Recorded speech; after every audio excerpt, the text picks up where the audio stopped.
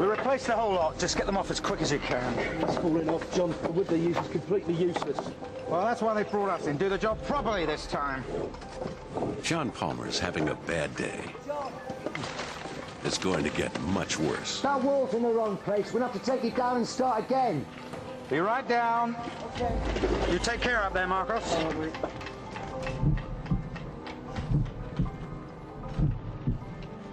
For 45 years, John's heart hasn't missed a single beat. But today, it's going to let him down, with dire consequences for his entire body.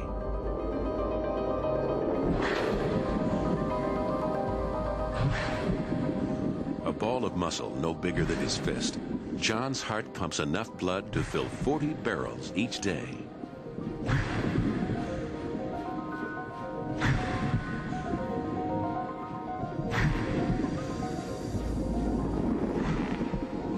Inside its chambers, red blood cells saturated with oxygen are sucked in and pumped out with amazing force.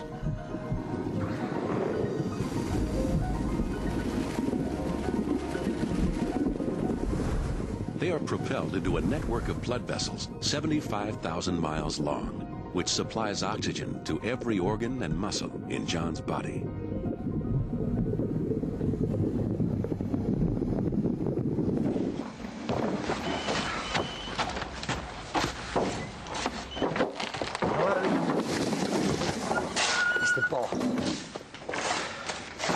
Kenny. Yeah, a few problems. They're a hopeless lot they let loose on this place, you know. John's heart doesn't just supply oxygen to other organs, it also supplies itself. Clinging to its surface are narrow blood vessels, coronary arteries, which feed the heart's own muscular walls.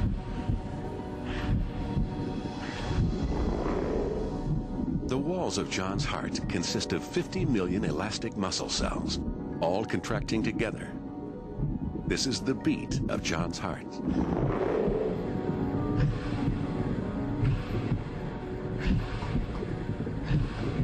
Yeah, we'll get it done.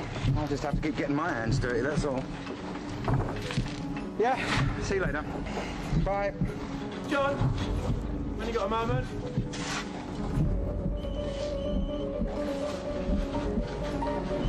Yes.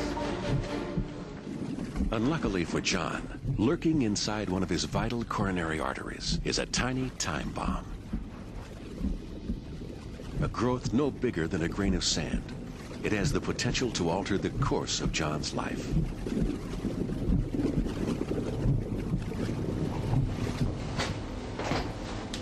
There you go. Ah, just the job. Came free with our order. Looks a bit like Kenny, don't you think? There you go. Right. Wait. The growth inside John's coronary artery consists mainly of cholesterol. Yeah, I'm listening. Our bodies need cholesterol to function normally. Yeah? But most of what we require is manufactured in our livers. Why? Yeah? John doesn't need the extra cholesterol in his food. The surplus seeps into his bloodstream. Small amounts can be transported safely, but too much and it spills out, polluting his blood with globules of free-floating fat.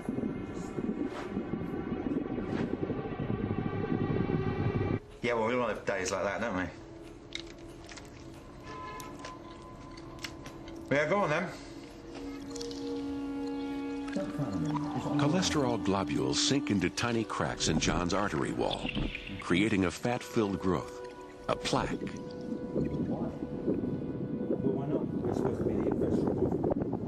Over the years, it bulges up and out into the artery. Slowly but surely, it begins to reduce the free flow of John's blood. Why? All of us have some plaques in our arteries, but John has many more than most men his age. Is it on the lorry? Is it on the lorry? The inner walls of his coronary arteries are riddled with plaques. Blood is being squeezed through vessels which are half the width they ought to be. 45 years of cholesterol buildup lurks beneath a thin and fragile membrane. What do you mean? It can't be delivered till when? Go on. John is suffering from advanced heart disease, but he doesn't know it yet, because so far his heart has been able to compensate for the damage. Well, I'll just have to manage, won't I? Yeah. I'll see you then.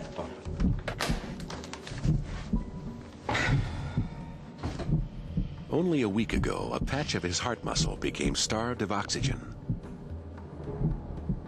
The gray muscle cells sent a distress signal to nearby coronary arteries. New blood vessels began to grow, a natural heart bypass bringing a fresh supply of oxygen to the starving cells.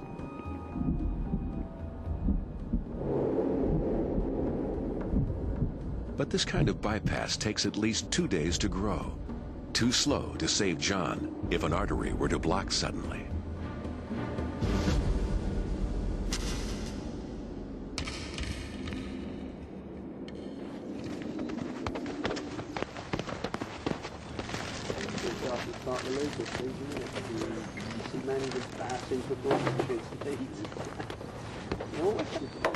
If anything else goes wrong today. Pete, give us a cigarette, will you?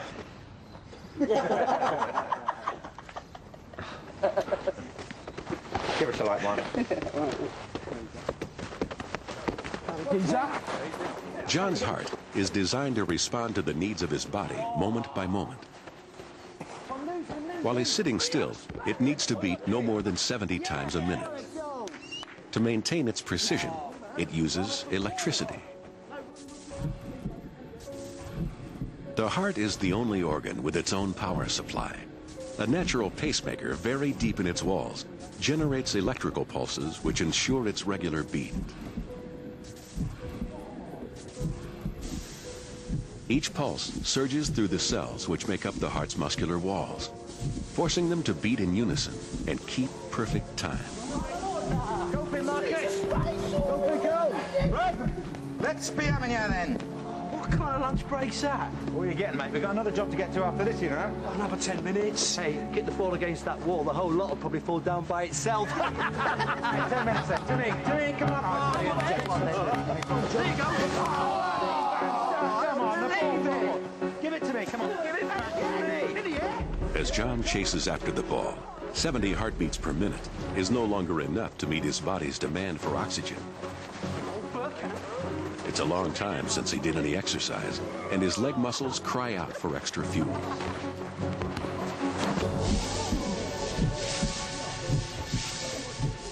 His brain sends an urgent signal to his heart. The pacemaker reacts instantly, stepping up the rate at which it fires electrical pulses. 2 minutes into the game, John's heartbeat has almost doubled to 120 beats per minute.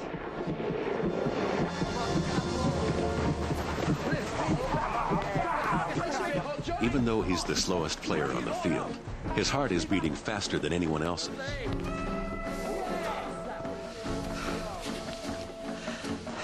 John's oxygen intake also adapts to his needs. He breathes faster and more deeply to supply his hungry muscles. He's taking in nearly 20 times more air than normal.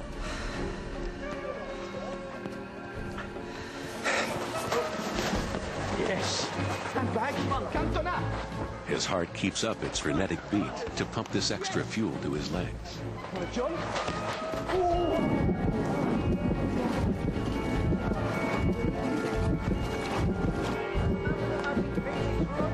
He must score, surely. Oh. Hey, your pants are stretching your movement, right, John? Simply to keep him in the game, John's heart and lungs are working at their limit. But by doing so, they're placing him in mortal danger. Blood is being forced faster and faster through his diseased coronary arteries. flowing at 5 times their normal speed. Blood cells eddy and swirl around his plaques.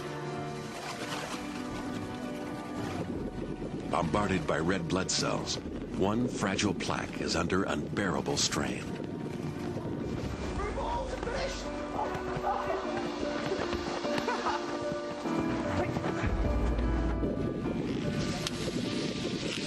Its thin membrane is ripped open. Within moments, blood cells start to clot around the rupture. Anywhere else in John's body, this clotting response might save his life. But here, in his narrow artery, the effect is quite the opposite.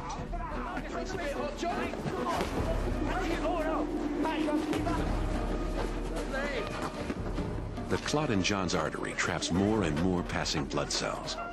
It grows bigger, and the flow of blood to John's heart slows down. Downstream, the heart muscle cells are in peril.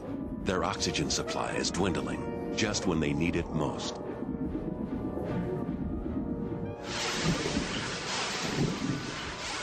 His starving cells send pain signals to his brain. But John has never experienced pain from his heart before. To him, it feels just like indigestion.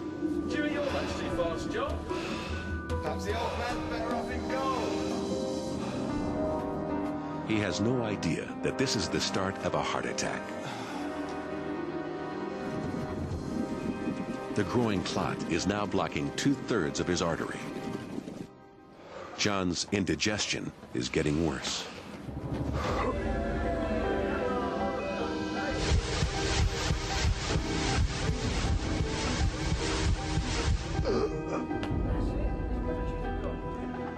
He feels a vice-like pain in his left arm.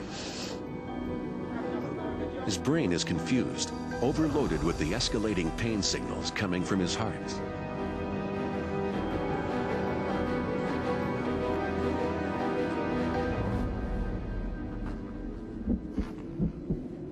For the first time in his life, the regular beat of John's heart is under threat. A patch of 4 million muscle cells is running low on oxygen. John, what's up? What's the matter? 5 minutes after his heart attack began, John's body is struggling to deal with the crisis. His brain has triggered a surge of the hormone adrenaline into his bloodstream. This is one of the most primitive and powerful reactions in the human body.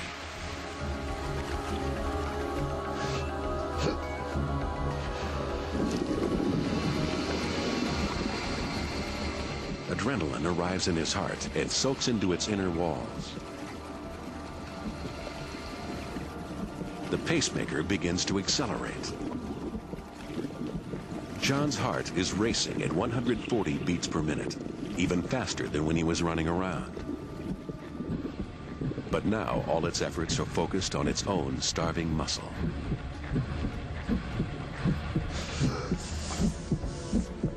Call an ambulance.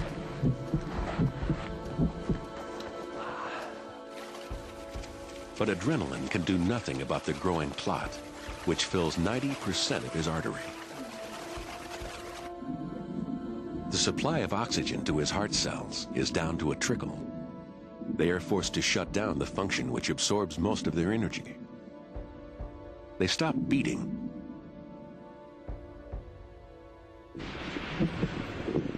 leaving the rest of his heart to take up the slack. John's weakened heart cannot sustain its beat much longer.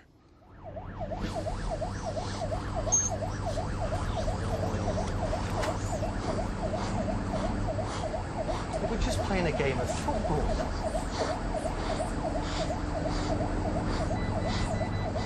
How's the pain now, John? Okay. He loves football, John. It's now 15 minutes since his heart attack began, and the flow of blood through John's artery is almost totally blocked.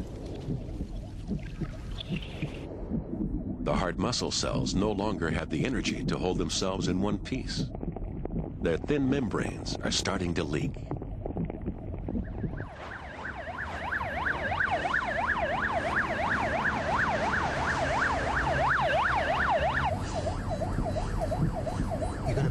John.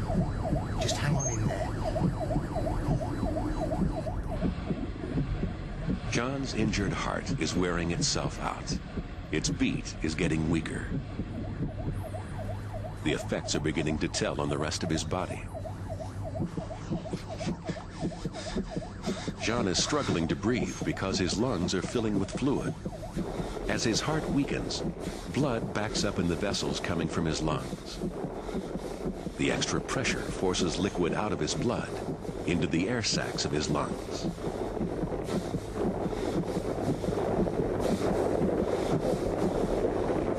If the process doesn't stop, he could drown in his own body fluid. You must keep this on. Nice, steady breaths now.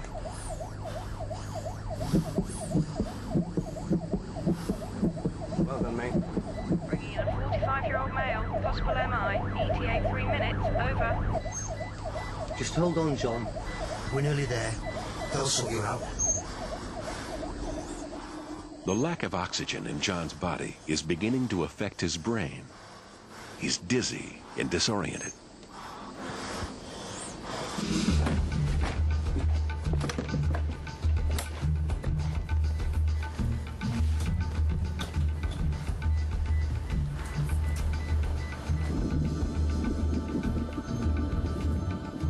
Time is running out for John.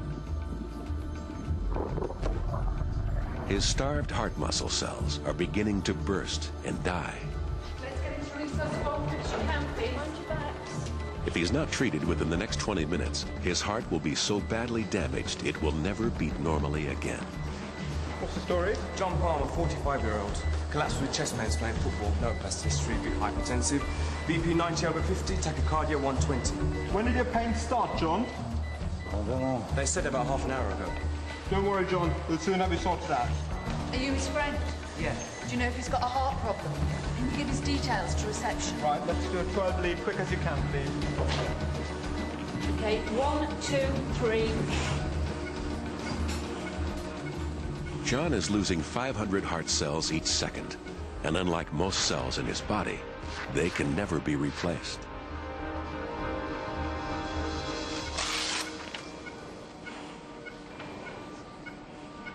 He's had a big anterior MI. We have to thrombolize him. No contraindications, so let's give him some TPA.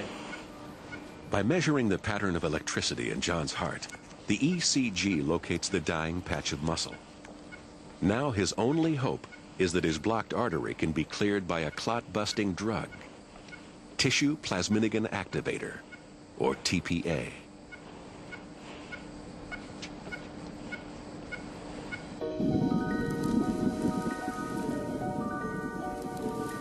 The TPA must reach the clot before so many heart cells die that his heart stops, and he dies too.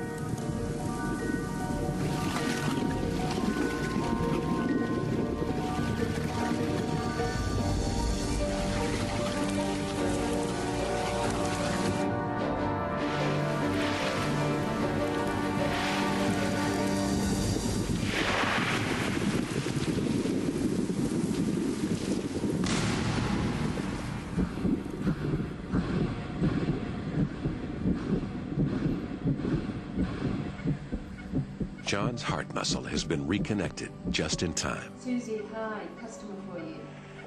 Only 500,000 cells have been lost. The survivors are starting to beat once more. His condition has stabilized. Can you have a bed ready about 10 minutes?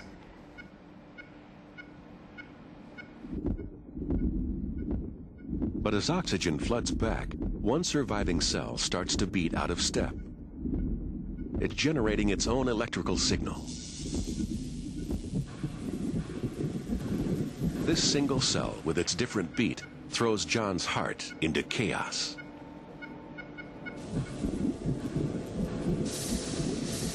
Its signal clashes with the pacemaker's. Electrical anarchy breaks out.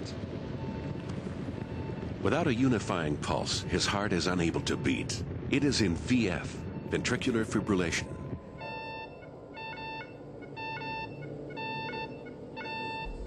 His brain's oxygen supply drops to nothing. Clear for rest. Call the crash team. Unless John's heart is made to beat again in the next 4 minutes, his brain will be permanently damaged. 1, 2, 3, 4, 5. 2. 1, 2, 3, 4, 5. 3. 1, 2, 3, 4, 5. 4. 1, 2, 3, 4, 5. Charging 200 joules. Stand clear, please.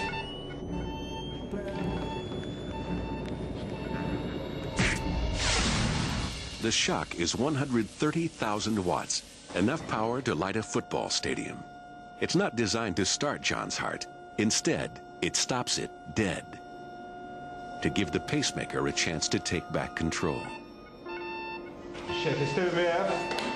Charging 200. Stand clear, everyone.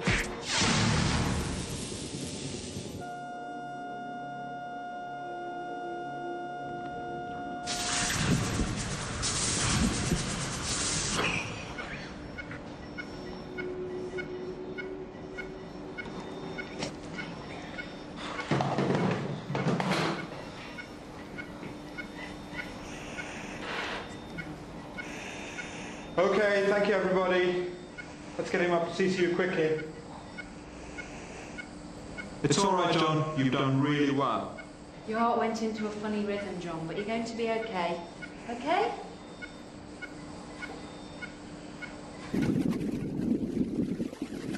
Over the next 5 days, the ruptured membrane of John's plaque will heal.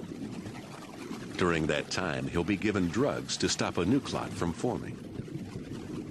But the plaque will always remain in his artery. There's damp coming through that wall, look. Relax, will ya? You're beginning to sound like Kenny. Forget about work. And you better forget about the football, too. Here you go. Oh. On the leg.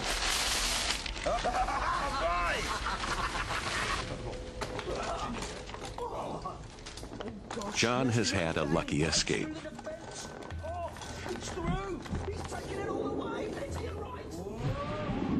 For the rest of his life, he'll take blood-thinning drugs to prevent his arteries from blocking again. On his heart, the 500,000 cells that died have left a scar. A permanent reminder of the trauma it has suffered. Get into the net, come on. No!